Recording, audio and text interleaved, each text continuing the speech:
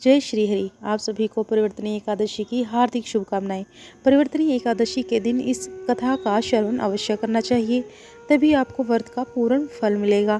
इस उपवास को रखने से मोक्ष की प्राप्ति होती है और इसके साथ ही पापों का नाश होता है। और धार्मिक मान्यताओं के अनुसार इस दिन भगवान विष्णु जी और माता लक्ष्मी जी की पूजा का भी विधान है।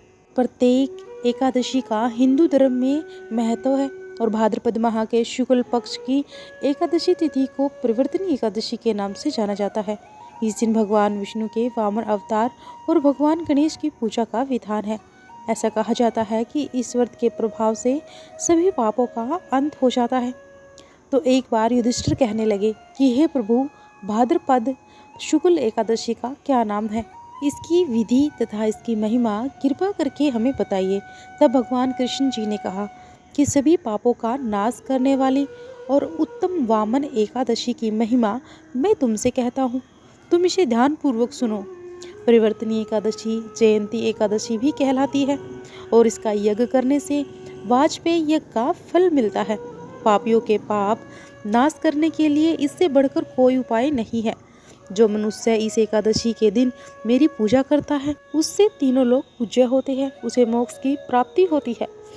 तो जो कमल नयन भगवान का कमल से पूजन करते हैं वे अवश्य भगवान के समीप हो जाते हैं। जिसने भाद्रपद शुक्ल एकादशी को उपवास और पूजन किया उसने ब्रह्मा विष्णु सहित तीनों लोकों का पूजन किया। हरिवासर अर्थात एकादशी का व्रत अवश्य करना चाहिए और इस दिन भगवान श्री हरि करवट लेते हैं, इसीलिए इसको परिवर्तनी एकादशी कहा जाता है। मुरलीधर के वचनों को सुनकर युधिष्ठिर बोले कि हे भगवान, मुझे अति संदेह हो रहा है कि आप किस प्रकार सोते हैं, करवट लेते हैं तथा किस तरह राजा बलि को बांधा है और वामन रूप रख कर क्या क्या लीलाएं की हैं। अब चतुर्मास के व्रत की क्या विधि है तथा आपके शयन करने पर मनुष्य का क्या कर्तव्य है, इसे आप मुझे विस्तार से बताइए। तब श्री कृष्ण ने कहा कि हे राजन, अब आप सब पापों को नष्ट करने वाली कथा का श्रवण करें। त्रेता युग में बलि नामक एक दैत्य था। वह मेरा परम भगत था और विविध प्रकार के वेद सूक्तों से मेरा पूजन किया करता था और नित्य ही ब्राह्मणों का पूजन तथा यज्ञ के आयोजन करता था। लेकिन इंद्र से द्वेष के कारण उसने इंद्रलोक और सभी देवताओं को जीत लिया। इस कारण सभी देवता एकत्रित होकर सोच विचार कर भगवान के पास गए और बृहस्पति सहित इंद्रादिक देवता प्रभु के निकट जाकर और नतमस्तक होकर वेद मंत्रों द्वारा भगवान का पूजन और स्तुति करने लगे। और फिर मैंने वामन रूप धारण करके 5वां अवतार लिया और फिर अत्यंत तेजस्वी रूप से राजा बलि को जीत लिया। इतनी वार्ता सुनकर राजा युधिष्ठिर बोले कि हे जनार्दन, आपने वामन रूप धारण करके उस महाबली दैत्य को किस प्रकार जीता। तो तब भगवान कृष्ण कहने लगे कि मैंने बलि से 3 पग भूमि की याचना करते हुए कहा कि ये मुझको 3 लोक के समान है, तो हे राजन, यह तुमको अवश्य ही देनी होगी।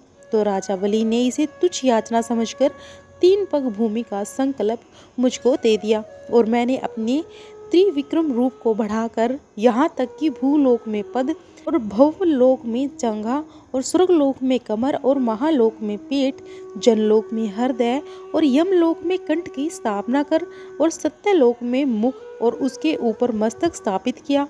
सूर्य, चंद्रमा आदि सब ग्रह गण, योग, नक्षत्र, इंद्रादिक देवता और शेष आदि सब नागगणों ने विविध प्रकार से वेद सूक्तों से प्रार्थना की।